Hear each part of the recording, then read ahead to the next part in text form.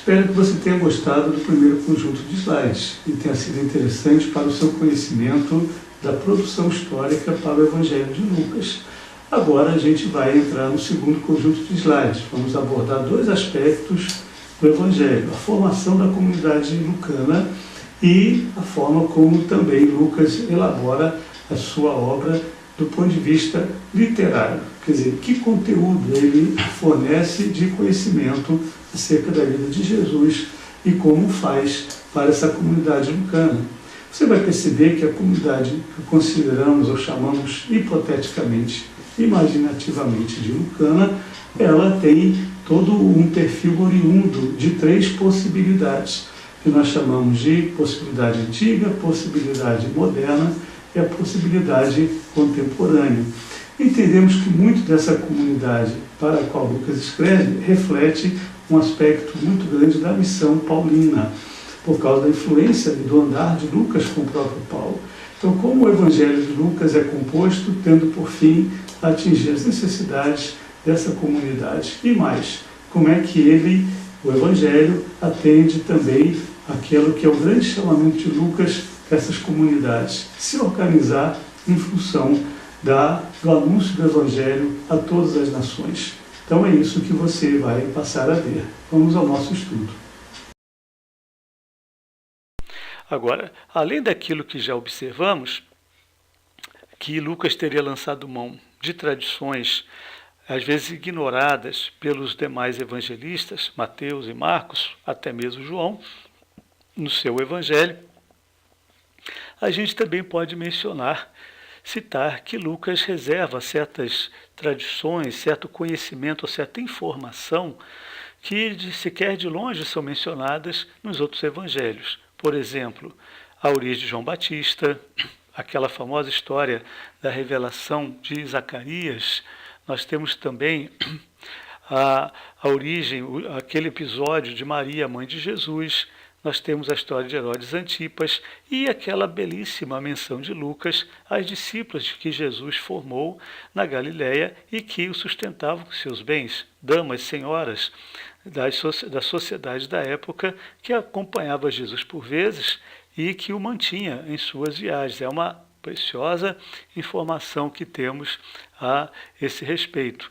Portanto, nós podemos dizer que este é um material exclusivo de Lucas, isto é, não partilhado com Mateus, nem Marcos, nem João, acerca destas informações. Agora, nós temos também em Lucas um nome atribuído, retornando um pouquinho, tratando agora mais de quem seria esse autor, nós não temos conhecimento de um nome atribuído a ele até ao redor do século II. Lembre-se que, por volta do século II, o Evangelho de Lucas, o Evangelho de Atos e o Atos dos Apóstolos ainda eram uma única e exclusiva obra. Eles não estavam ainda divididos. E esta obra não portava no seu título um autor.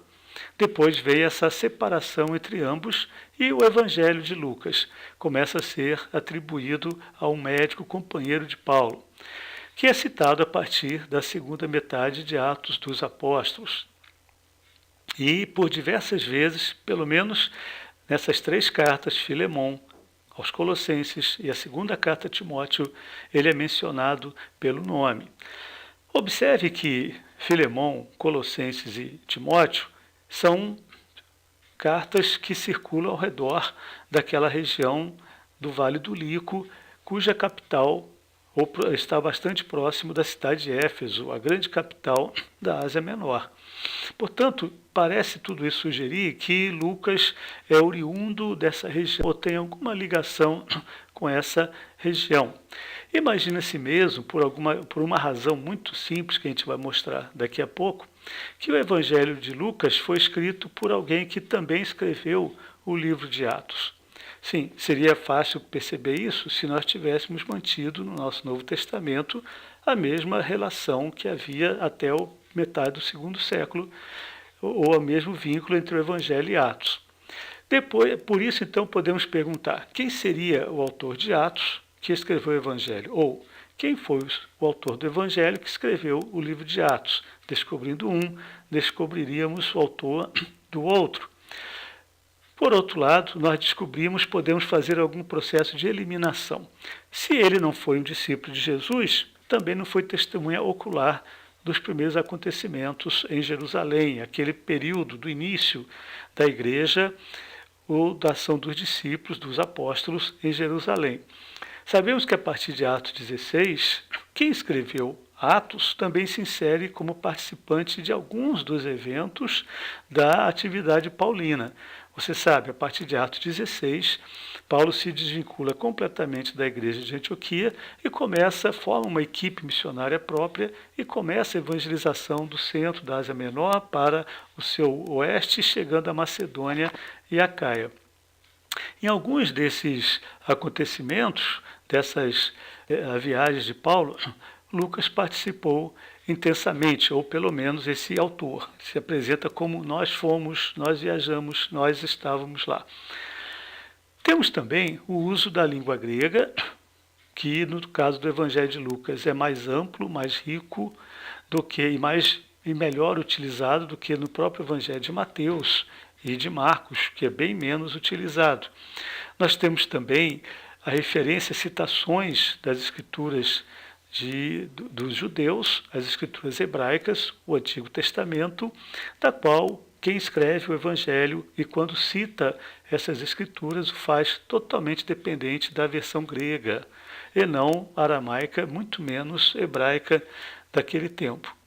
Também vemos que é uma pessoa que conhece muito bem as escrituras hebraicas e também domina, tem certa informação dos costumes e hábitos judaicos. Isso nós podemos saber extraindo diretamente da nossa leitura do Evangelho de Lucas.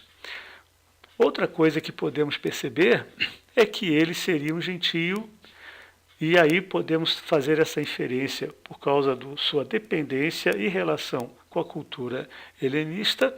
Por outro lado, o seu conhecimento das escrituras hebraicas, a informação que ele tem dos costumes dos judeus, nos leva também a imaginar que ele tivesse uma convivência com os judeus do seu tempo, até mesmo uma certa imersão cultural. Quando o Evangelho de Lucas menciona as palavras de Jesus na última ceia, se você comparar com o que Paulo menciona na primeira carta aos Coríntios, capítulo 11, versos 23, 24 e 25, você vai perceber que as duas referências são quase iguais, ou quase que perfeitamente ditas as palavras de Jesus na mesma ordem, entre o Evangelho e entre a citação de Paulo, do dia em que Jesus mencionou as palavras da ceia do Senhor, ou instituidoras da ceia do Senhor no querer de Paulo. Ora, onde Lucas teria aprendido essas fórmulas, digamos assim, da ceia do Senhor, e onde ele teria também registrado isso no seu Evangelho? Bem, a maioria dos estudiosos entende que a igreja de Antioquia é um lugar propício para esse acontecimento, visto que ali Lucas teria se encontrado com Paulo pela primeira vez na própria cidade de Antioquia.